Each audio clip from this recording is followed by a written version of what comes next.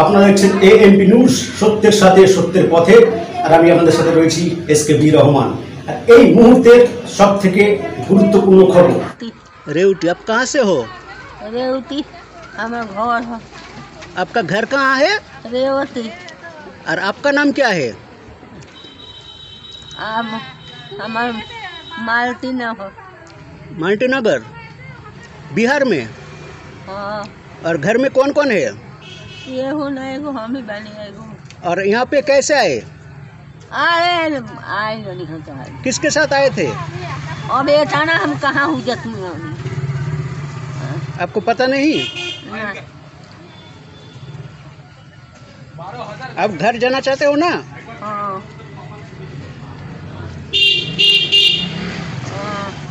কথায় বলে যার কেউ নেই তার ঈশ্বর আছেন, আর ঈশ্বর তো মানুষের মধ্যেই থাকেন। আজকের এএমপি নিউজের প্রতিবেদনে এমন একটি ঘটনা তুলে ধরেছি যেটা দেখে আপনার মন ছুঁয়ে যাবে। প্রায় 70 বছরের এক অসহায় মুমূর্ষ বৃদ্ধা 2 দিন ধরে হাওড়ার সাঁতরাগাছি স্টেশন সংলগ্ন এলাকায় রাস্তায় পড়ে থাকে।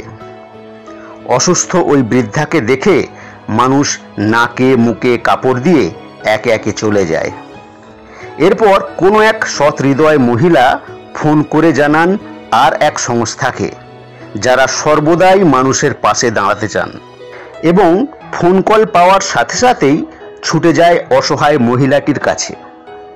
তারপর ওই বৃদ্ধাকে গাড়িতে তুলে স্থানীয় সাঁতরাগাছি থানায় একটি জিডি করে ছুটে যায় এক হাসপাতাল থেকে আরেক হাসপাতালে। স্থানীয় সূত্রে জানা যায়, গত বুধবার থেকে হাওড়া সাঁতরাগাছি স্টেশন সংলগ্ন এলাকায় একটি প্রায় 70 বছরের অসুস্থ মহিলাকে তার পরিবারের কোনো এক সদস্য বিহারের ছাপড়া জেলার রেউটি থেকে এনে হাওড়া সাঁতরাগাছি স্টেশনে ছেড়ে চলে যায়।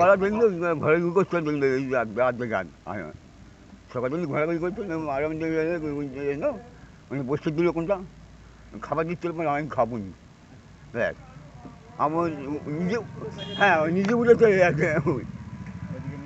ওখানে শুয়ে দিয়েছিলাম। শুয়ে দেওয়ার পর আবার ওই পিছনে করে ঘষতে ঘষতে ওইখানে গিয়ে শুয়ে পড়লো। ওনার কথাবার্তা কিছু বুঝতে পারছেন? ওনার ভাষা তো বুঝতে পারছি না আমরা। তারপরে কি হলো? তারপরে ওখান থেকে গিয়ে শুয়ে আছে। আমি ভাবলাম যে আমার যে টিফিন নিয়ে এসেছি সেই টিফিনটা খাইয়ে দেবো, কিছু খাচ্ছেই তো না। একটা জলের বোতল দেওয়া হলো, ওই জলের বোতলটা দিতে কিছুটা জল খেলো, তারপরে ইয়ে করে দিয়ে এভাবে দিয়েছে।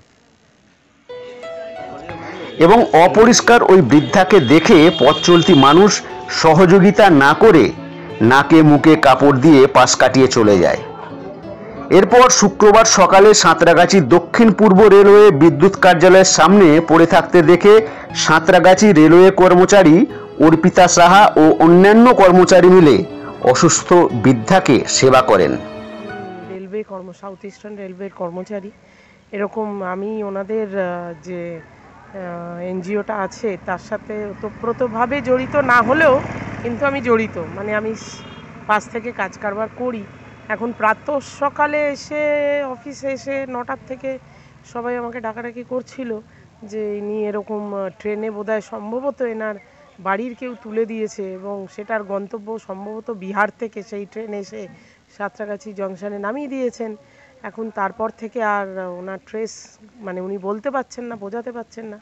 আমাদের এখানে কিছু কলিগ আছে আমার, যারা ওই জেলার থেকে বিলং করেন, তাদের কমিউনিকেট করে, তার মধ্যে একজন প্রদীপ প্রতাপ, ওকে দিয়ে কমিউনিকেট করিয়ে একমাত্র ওদের কথা শুনলেই উনি শান্ত হচ্ছেন। তারপর খাওয়া চান টান করিয়ে এখন আমি দাদাদের ডেকেছি সকালবেলায়, ওনারা কাজ রেখে দিয়ে ভীষণভাবে সব কিছু ছেড়ে চলে এসছেন যাতে এনাকে অ্যাটেন্ড করা যায় এবং সুস্থভাবে সামাজিকভাবে যাতে তাদের পরিবারের কাছে ফিরিয়ে দিতে পারেন, উনিও বাড়িতে ফিরে যেতে পারেন, সেই ব্যবস্থার জন্যই চেষ্টা করছি।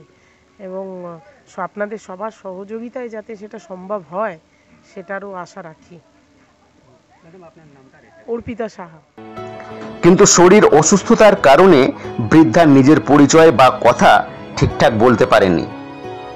এরপর অর্পিতা সাহা খবর দেন হাওড়া আন্দুল মাসিলার স্বপ্নচারী চ্যারিটেবল ট্রাস্টের কাছে, এবং খবর পাওয়ার সাথে সাথেই স্বপ্নচারী চ্যারিটেবল ট্রাস্টের সম্পাদিকা সন্ধ্যা অধিকারী ও কর্ণধার লালটু খান এবং কার্যকরী সভাপতি দীপঙ্কর কুমার ও গীতারানী তড়িঘড়ি ছুটে যান সাঁতরাগাছি বিদ্যুৎ কার্যালয়ের সামনে এবং অসুস্থ গৃহত্যাগ ওই বৃদ্ধাকে পরিষ্কার পরিচ্ছন্ন করে মাতৃসম আদর করে নিয়ে যান সাঁতরাগাছি পুলিশ স্টেশনে।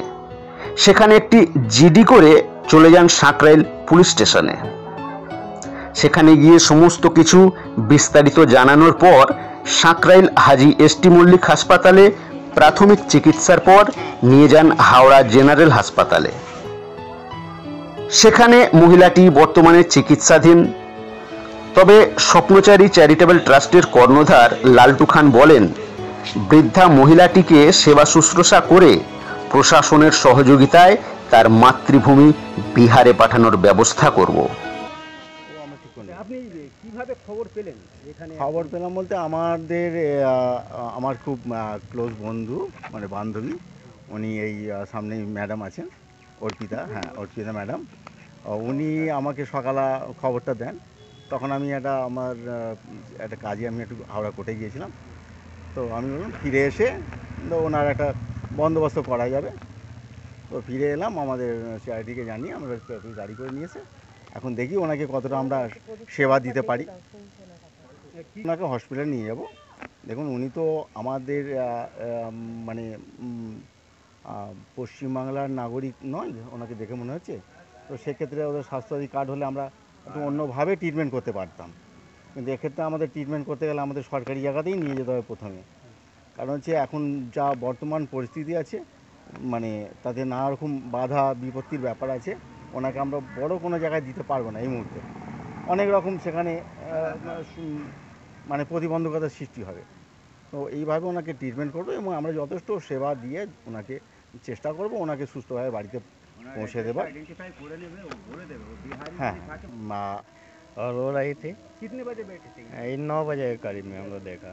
फिर क्या हुआ? और वो अपना घर रेवती बता रही है, रेवती बलिया डिस्ट्रिक्ट वो घर जाना चाहती है और बोल रही है कि उनका लड़का या लड़की ये लोग छोड़ करके इधर में चला गया है, उनको ट्रेन में बैठा दिया और खुद गायब हो गया, ऐसा बोल रही है। फिर आप सब ने क्या किया? हम लोगों ने यही आपको एनजीओ को सूचित किए और उनको पानी पीने के लिए खाना का व्यवस्था किए थे, लेकिन वो खाए नहीं, कुछ भी खाए नहीं, तो अब पानी पी रहे हैं।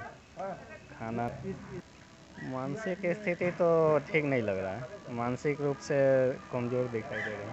वो ठीक से बोल नहीं पा रही है, केवल बता रही है कि रेवती जाना है और इसके अलावा कुछ भी नहीं बता पा रही है। मोबाइल नंबर या किसी का नाम कुछ भी नहीं बता पा रही, केवल बोल रही है रेवती जाना है। हम लोग जैसा उनका भाषा से समझ पा रहे हैं, रेवती बलिया डिस्ट्रिक्ट में उत्तर प्रदेश में एक तो सिटी है वहाँ। आपका नाम बताइए। प्रदीप कुमार।